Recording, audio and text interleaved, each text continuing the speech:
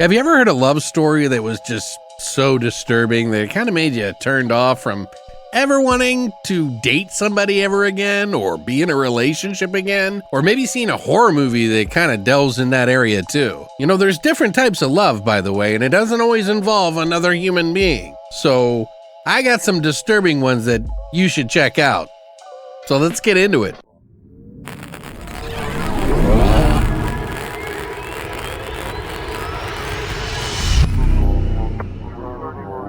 What's up, guys, and welcome back to Beyond the Void.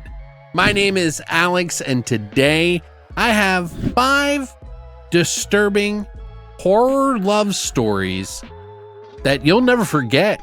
And I hope that I found some good ones for you, because when you make a horror and a love story and you combine the two, I think you need to have equal measures of both. You have to take somebody on an emotional journey that shows you how invested this person or persons are in the love that they're in, and then you twist it off kilter a bit to show the disturbing nature of that human being, situation, or object that they love. There are many different types of love, and I decided to pick some stories that were not just disturbing, but would be different than maybe you would consider to be a love horror story. Doesn't always mean that guy meets girl. Here are 5 of my movies that I picked for you on my weekly watch list. This week, it's all about Valentine's Day, baby. Since it's coming up, I figured we might as well get in the spirit, and I might as well find some movies that maybe you haven't seen. If you like movies you haven't seen or horror movies that you want to find, well, you found the spot. As always, I'll tell you where you can watch these movies online, as well as pick up any of the physical media down below. Hit the like and subscribe, and let's get into it. So first up, we have Deep Dark, which is a movie that came out in 2015. It's actually about an aspiring artist who falls in love with a talking hole in the wall. Yeah, and it starts to help him produce award-winning art that he can actually sell and become successful with. Now, this is a movie that was directed by Michael Medaglia, and it's his first feature film, actually. And a lot of these are actually first feature films, except for one, by the way. This one kind of mixes love, art, and success into one great pool, and then putting a disturbing orifice into the side of a wall. Use your imagination to find out what happens with. It really does go pretty disturbing places, and it really kind of puts a finer point on falling in love or maybe being infatuated with someone who gives you what you want or needing what you need and going to great lengths to get it, and what you'll do for success, art, and love. And I think it kind of combines all of those things into one thing. Now, the acting in this is not perfect, but the story is actually pretty interesting. And the wall, when it starts talking, it's really kind of messed up how it produces this art. It kind of spits it out at it. But in order to generate that art, love needs love. Let that percolate in your brain a little bit. And I'm sure you might realize that this movie gets just a little weird and a little disturbing, but that's what we love in our movies, don't we? And so much more. It is a movie that has a lot of different things going on. It's not a perfect film, but it's a different film, and I think everybody should check it out. I would give this movie probably a 6.5 out of 10. It's not going to be for everybody. I just think you'll have never seen anything like it, and it reminds me of maybe a Tales from the Dark Side story with hey, maybe you shouldn't make out with the hole in the wall. I don't know. You should check it out, though. It's actually out on Prime Video and Vudu, so if you want to check it out for free, you can watch it on Vudu, or if you have a subscription to Prime, check it out there, or I'll put a link down below for you to pick up a copy for yourself. Up next, we have Low. Yes, Low, as in the first part of love. And yeah, Low. Low is a very indie film that came out in 2009. This movie would be considered a chamber piece, which usually involves a small cast and takes place in one specific setting.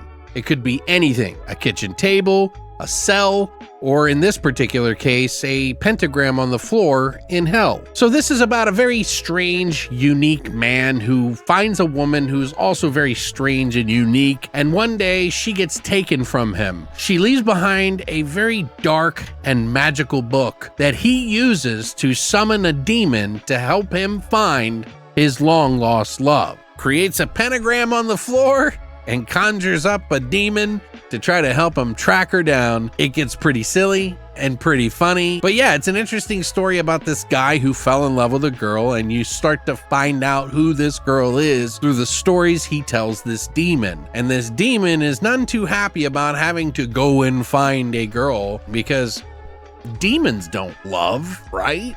Either way, I thought it was super creative what they did in this movie and how they explained it. It's done in a way that's kind of like a play. It actually did get adapted into a play in another country, in Germany, I think. Actually, the director, Travis Betts, who wrote and directed this movie, wanted to make this into a play himself, and actually saw that somebody else in Germany was doing it too. So he's actually done quite a lot of projects, a lot of shorts, and a lot of different things. But this one is really kind of a very low budget and super like crafty.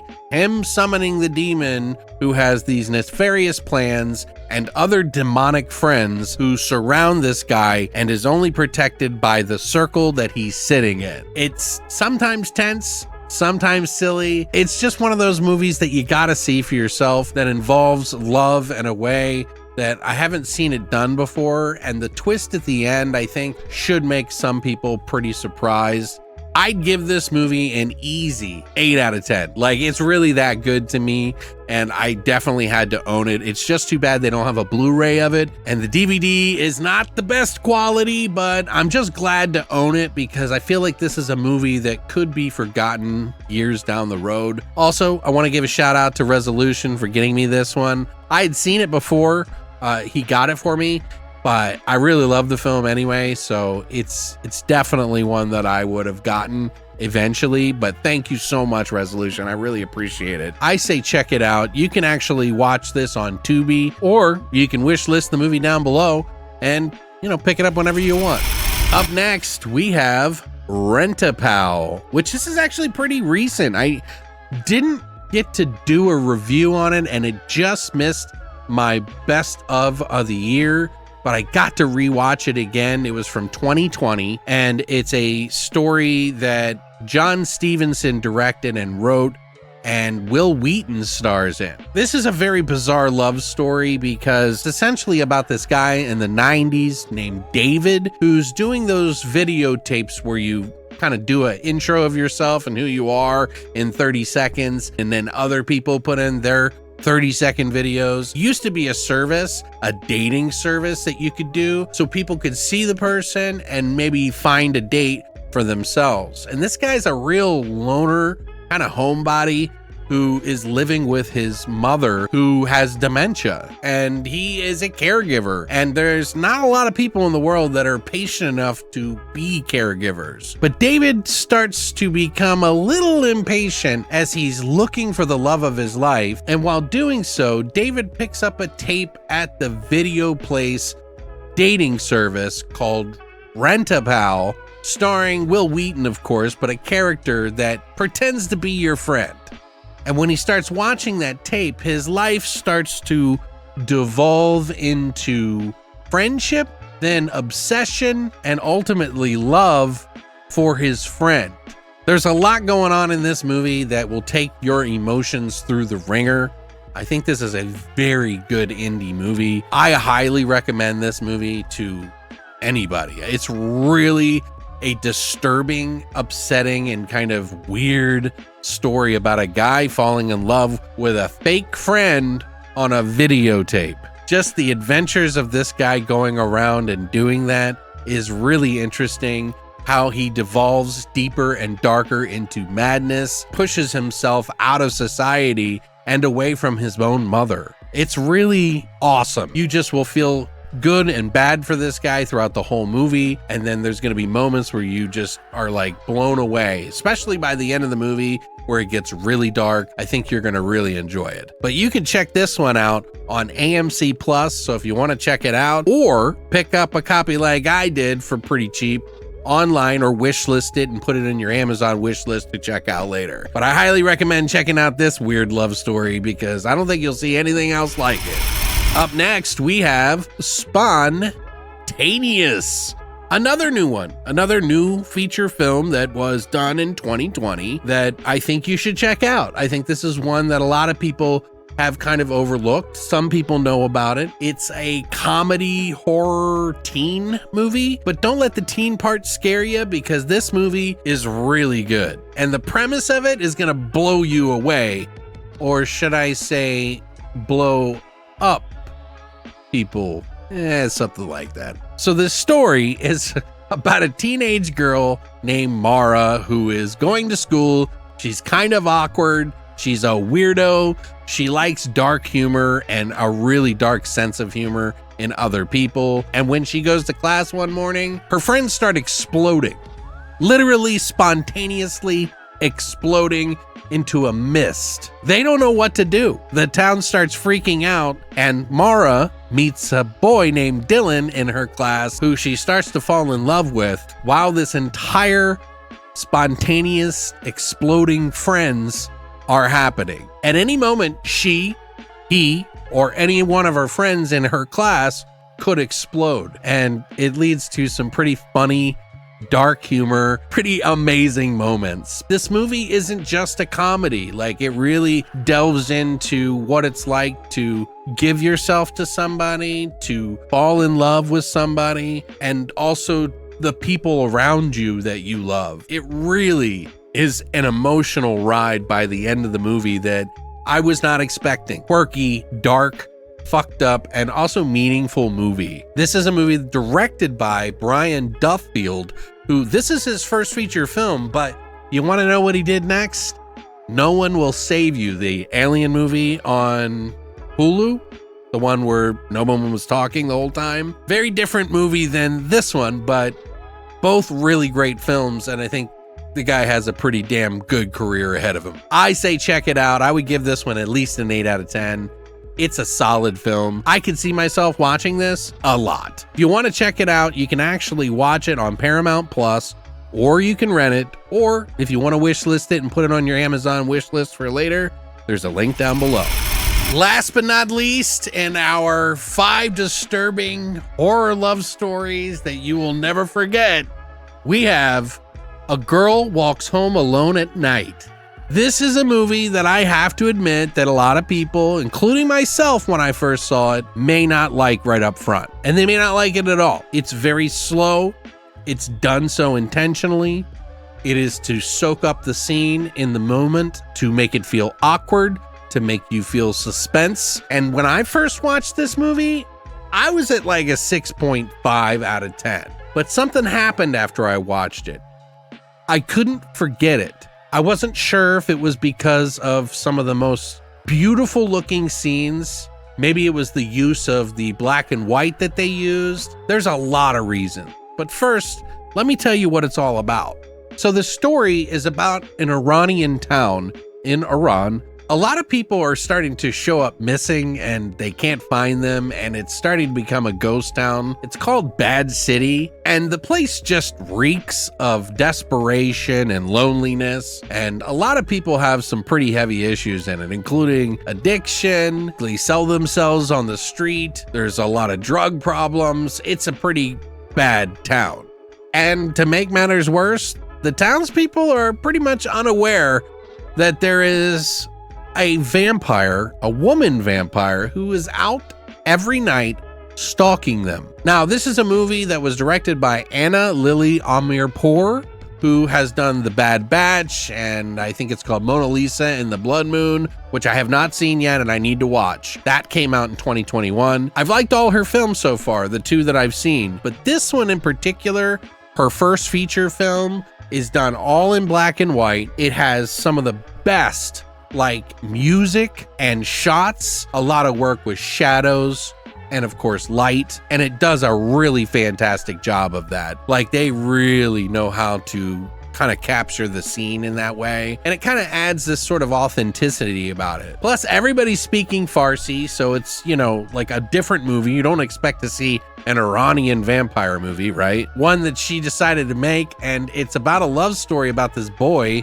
and this vampire who meet in the middle of the street one night, and they keep bumping into each other, and instead of killing him, some pretty crazy things start to happen. Now, a lot of people are going to find this one a little bit boring, and they may not understand why some people like it so much, but I think it's one of those movies that you really just kind of have to sit on and just kind of enjoy and soak up the scene. There are moments in this film that have like specific scenes that play out in the very slowest way, and they're really captivating. The music goes so well with a lot of the different parts in the movie. I don't know, there's something about this movie that really sticks with you. Even though there's not a lot of dialogue and there's not a lot going on, it sure does show you a whole lot. It's almost like an Iranian Fargo in a way, because everything that happens to all the characters is both funny and also kind of dark and twisted. A scene with the vampire and this little kid that's pretty disturbing. There's just a lot of really cool stuff in this film that makes it feel unique and have its own presence. I personally went from a 6.5 to an 8 with this movie. I really enjoyed rewatching it again. It's been a while, but I really do enjoy the movie quite a bit.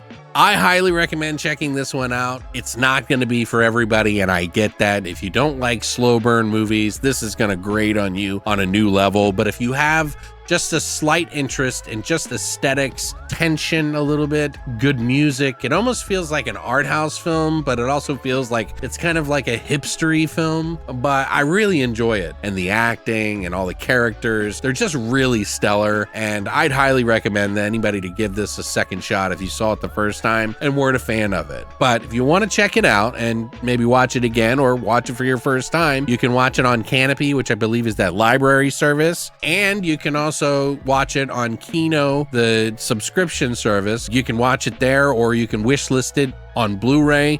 This one's harder to find a little bit. It has become a little bit harder to find, so if you can get a DVD or Blu-ray copy, there's a link down below to wishlist it so you can kind of keep an eye on it. But that's it, guys. That's everything for my weekly watch list. I like catering it sometimes to Valentine's Day like we did, so, you know, I wanted to give you some weirder, more disturbing and unique kind of films that, you know, might cover a base for everybody. You know, Spontaneous is a little bit more mainstream. Girl Walks Home Alone at Night is a little bit more obscure and art house. Glow is a movie that I think anybody who's either mainstream or indie fans might like, but I think you'll be charmed by it even if it's a low budget film. You know, Rent-A-Pow is a movie that I think everybody should see just because of how disturbing. Who doesn't want to see a movie about a guy who falls in love with a hole in the wall?